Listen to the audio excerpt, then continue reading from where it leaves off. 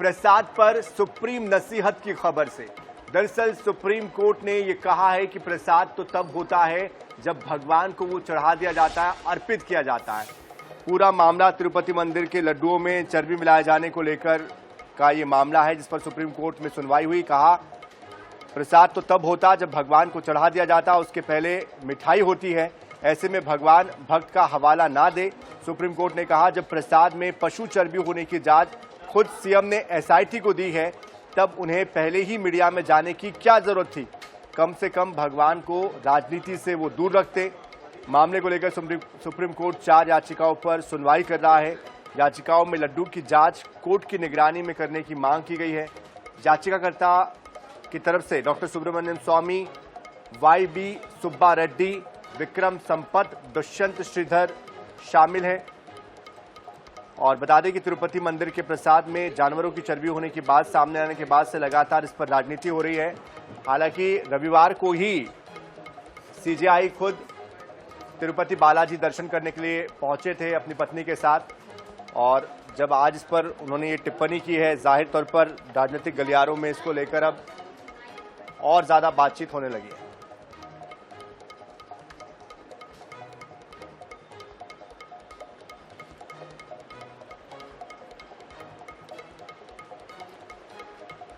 और इस बीच हमारे साथ सुप्रीम कोर्ट के वरिष्ठ अधिवक्ता प्रदीप शर्मा जी भी जुड़ चुके हैं।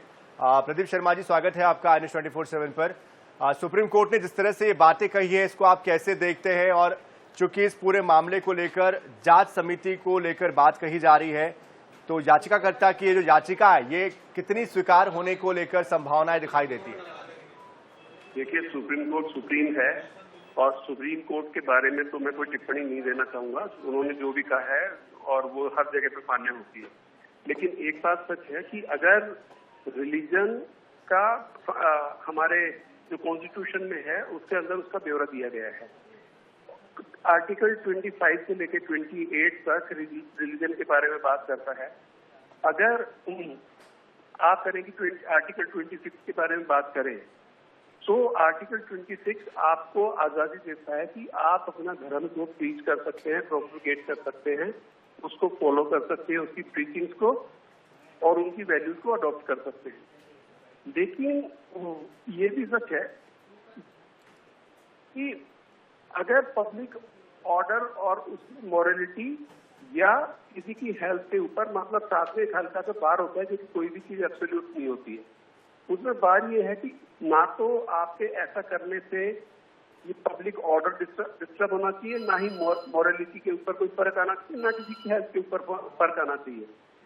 आपको स्टेट कैन मेक लॉज, कोई भी स्टेट है वो लॉ मेक कर सकती है टू रेगुलेट और रिस्ट्रिक्ट एनी इकोनॉमिक, फाइनेंशियल या पॉलिटिकल हो या अदर सेक्युलर एक्टिविटीज हो एसोसिएटेड जो रिलीजियस प्रैक्टिसेस के साथ हो। लेकिन स्टेट को overall basically social welfare and reform को प्रोवाइड करना पड़ेगा। That is the only condition. तो जब state can open Hindu religious institution, ऐसा नहीं है कि भाई वो कोई स्टेट कोई इंस्टीट्यूशन नहीं खोल सकती है जो पब्लिक कैरेक्टर का हो, ऐसा कोई भी हिंदू रिलीजियस इंस्टीट्यूशन स्टेट को खोल सकती है टू ऑल क्लासेस। मतलब ये खाली हिंदू या मुस्लिम या क्रिश्चियन या किसी एक विशेष धर्म जाति के ऊपर नहीं, किसी के लिए भी है। तो आर्टिकल 25 हमें देता है परमिशन कि आप ये मतलब नए नए इंस्टीट्यूशंस को खोल सकते हैं उसके बारे में। बिल्कुल, लेकिन प्रदीप शर्मा जी, कहीं ना कहीं आस्था से जुड़ा हुआ ये मामला है। जाहिर तौर पर पूरे देश में ऐसे कई मंदिर हैं, कई ऐसे ट्रस्ट है, धार्मिक ट्रस्ट है, जहां पर मंदिरों की जिम्मेदारी होती है। तो क्या ये जो केस चूंकि अब आगे बढ़ेगा, जाहिर सी बात है, इसको लेकर क्या कोई गाइडलाइन आगे तय हो सकती है या इसको लेकर कोई और बात आगे हो सकती है? क्योंकि जाहिर सी बात है, आप सभी इस पूरे मामले को गंभीरता से ले रहे हैं और कहीं ना कहीं जो प्रसाद बंटता है या बनता है, उसको लेकर एक शक की निगाह सबके मन में आ गई है, संदेह आ चुका है। देखिए, शक तो कहीं पर सीता के कैरेक्टर के ऊपर भी शक तो आ जाता है। जो सच्चाई है वो सच्चाई के आप, जैसा कि मैंने सीता जी का एग्जाम्पल दिया, ये रामायण के टाइम से चला रहा है। शक की कोई बेबुनियाद होता है। शक की कोई जाति नहीं होती, शक का कोई धर्म नहीं होता, शक की कोई सीमा नहीं होती। शक कोई किसी पे भी कर सकता है, उसकी कोई बुनियाद नहीं होती है।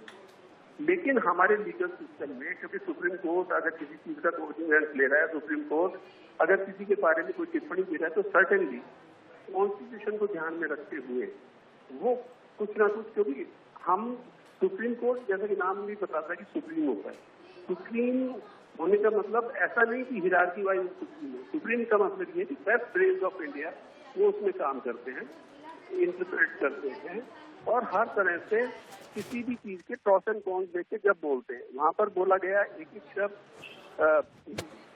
एक रूल बन जाता है। तो इसलिए अगर सुप्रीम कोर्ट ने कोई टिप्पणी की है तो सर्टेनली उसमें कुछ ना कुछ होगा।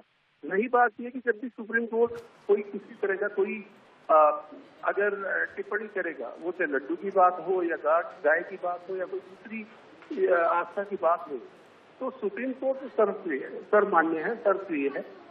सब लोग सुप्रीम कोर्ट का सम्मान करते थे, तो इसलिए सुप्रीम कोर्ट जो कहेंगे वो तो ठीक ही कहेंगे। बिल्कुल, जाहिर तौर पर अब सुप्रीम कोर्ट आगे इस पर क्या टिप्पणी करता है और क्या फैसला आता है, ये भी देखना होगा। बहुत शुक्रिया प्रदीप शर्मा जी हमारे साथ जुड़ने के लिए।